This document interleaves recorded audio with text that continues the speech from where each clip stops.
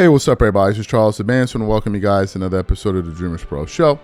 We'll cover everything from sports, hot topics, classic debates, entertainment, and we'll give you guys a fresh perspective on things and how we see them. And today we have another show where the Lakers lost again. But before we get into it, please make sure you like the video and sub to the channel here. Let's get into it. So last night, the Lakers went to go play against the Phoenix Suns team that was without Dillon Brooks, without Devin Booker, a Phoenix Suns team with a lower seeding than them, and they still somehow, some way found a way to lose that game in Phoenix. Now, me personally, I expected the Lakers to lose. Do you know why I expected them to lose? Because I've been saying it since the season started. The trio of LeBron James, Luka Doncic, and Austin Reeves doesn't work. The only combination that works is Reeves and Luka. We already saw a decent enough of a sample size to draw that conclusion. The data spells it out. Luka and LeBron are basically a 500 team together. Luka and Reeves are a bad team. LeBron is the odd guy out, but nevertheless, every single night, these people go into these games expecting the Lakers to do something miraculous. And when they lose, it becomes the biggest story of the day, right?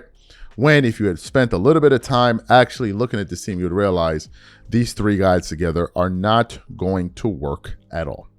And yesterday was another example of them losing. Now, this was the second game in a row in which the Lakers choked away another victory to close in the waning moments of the game. So we'll get into the box score and all of that in a minute. But at the end of the game, they decided to interview head coach JJ Redick, right?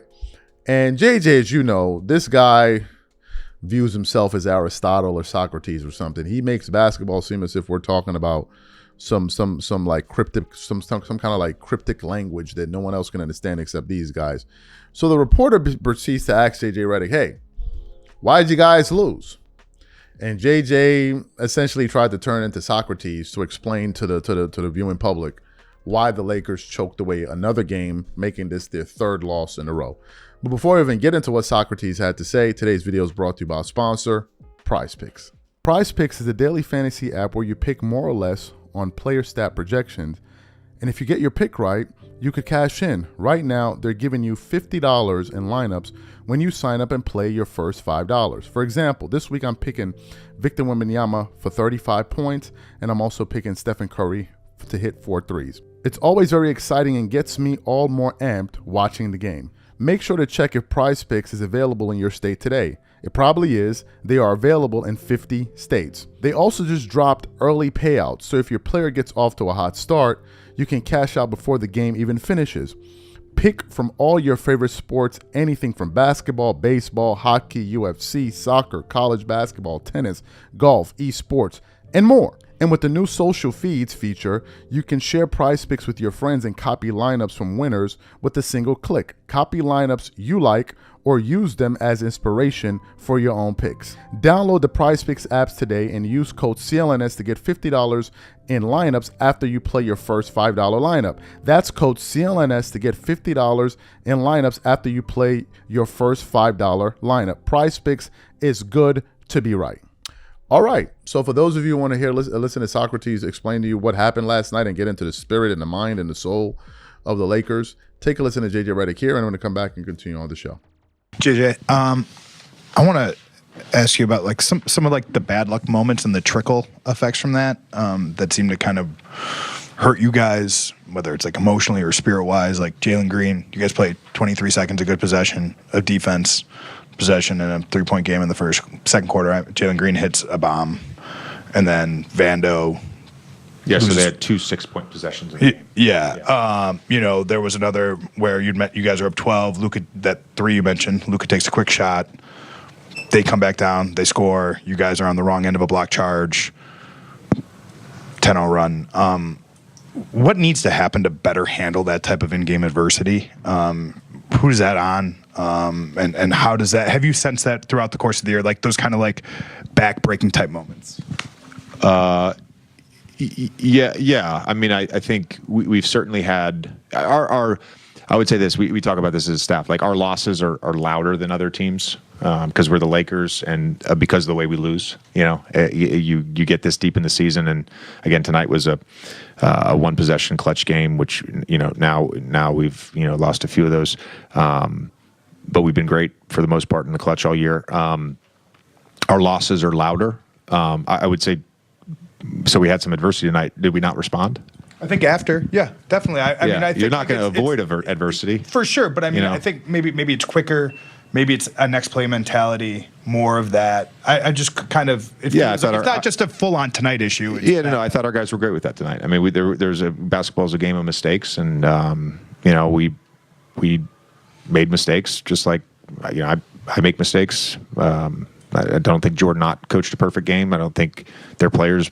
Grayson Allen kicked our butt. He was 9 for 24. Like that's the game, and so I think our guys responded tonight. So you heard what he had to say. For context sake, JJ Redick talked about Bronny James had a great soul. Anyway, so you heard what he had to say, right? You make of it what you will. Let's get to the box score quickly. So what did the Lakers do? Apart from the fact that they didn't defend anyone, what did they actually do? Well, Marcus Smart had 13 points in 31 minutes. LeBron had 15 points in 34 minutes. DeAndre Ayton. Well, DeAndre, the most useless Laker in town, which I told y'all was useless. And he was the one person I've been criticizing since the start of this season. Somehow, some way, DeAndre Ayton had a plus minus of -24 all by himself. He was the only starter on him and Marcus Smart. They were in plus minus of -24. Excuse me. LeBron was a +5. Reeves was 9. Luka Doncic was 9. So he had 2 points, 4 rebounds in 22 minutes. But was then quoted saying, "They're trying to turn me into Clint Capella." This dude is a waste of space on the Lakers roster, as y'all should have known. Reeves had 14 points. His year is cooked. Luka Doncic had 41 points on 57% shooting from the field, 54% shooting from the three. He did his thing. LeBron, 15 points on 43% shooting from the field, 0% from three, 50% from the free throw line, right? So the Lakers lost again.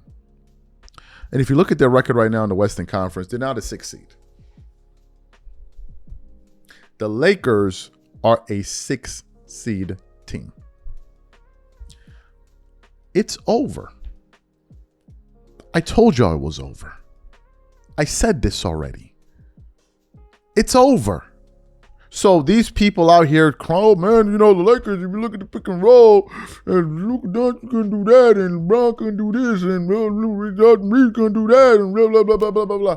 You guys are just blowing hot smoke up each other's asses.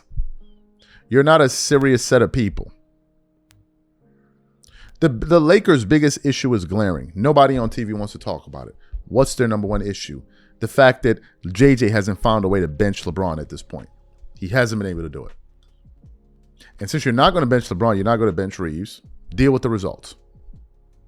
All of this other stuff, giving this esoteric answers, that's for the birds. You can go tell that to the birds or the pigeons outside. They're the only ones that are listening. You can make it seem as beautiful as you like. At the end of the day, y'all lost. Expect the same. By the end of the season, the Lakers will be a play-in team. By the end of the season, the Lakers will be a play-in team, and there's a chance that they could get knocked out in a play-in tournament, and I think that would be enough to fire JJ Redick. That right there would be enough, because then it will be clear that he is worse than Darvin Ham. My biggest issue why I say JJ needs to get fired is because he's unwilling to bench LeBron. And if you're unwilling to make the toughest decision that will lead to the maximum results, you deserve to be fired. These are my thoughts. Whatever you guys think, please leave your thoughts and comments in the comment section. We'll catch you guys on the next show, and I'm out. Peace.